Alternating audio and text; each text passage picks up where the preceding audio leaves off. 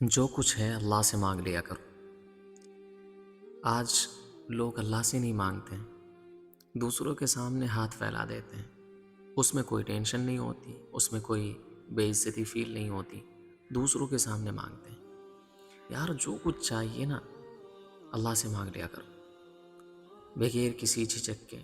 ظاہر سی بات ہے دنیا والے کے پاس آپ جائیں گے، ان کے سامنے ہاتھ پھیلائیں گے، ایک مرتبہ جائیں گے، دوسری مرتبہ جائیں گے، پہلی مرتبہ دے دیں گے، دوسری مرتبہ دے دیں گے، تیسری مرتبہ دے دیں گے، چوتھی اور پانچویں مرتبہ وہ آپ کو نہیں دیں گے۔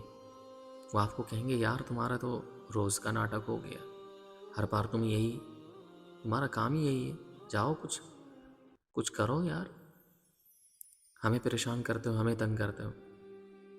مگر اللہ کی ذات اتنی عالی ذات ہے، اللہ کے پاس جاؤ تو اللہ خوش ہوتا ہے، اللہ سے مانگو تو اللہ خوش ہوتا ہے۔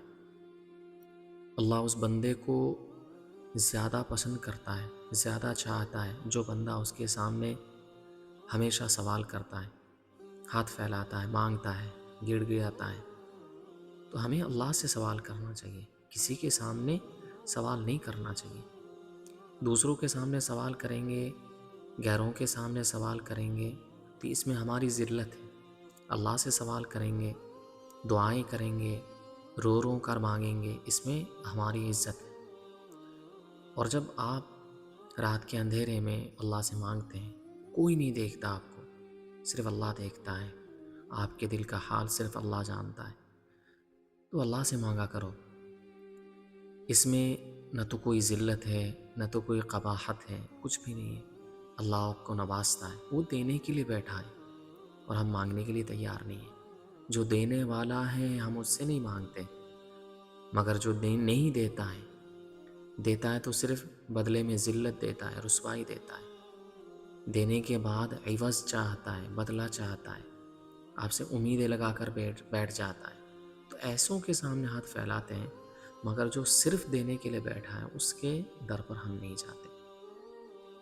اور یاد رکھو بے تکلفی سے مانگ لیا کرو، جو چاہیے آپ کو، پیسے چاہیے، کیا چاہیے، آپ کی شادی نہیں ہو رہی ہے اللہ سے کہو، پیسے نہیں ہے، کوئی جاب نہیں ہے، کوئی روزگار نہیں ہے، کوئی تجارت نہیں ہے، کسی فیلڈ میں آپ اترنا چاہتے ہیں، ہر چیز اللہ سے شیئر کرو، اللہ کو اپنا دوست بناؤ۔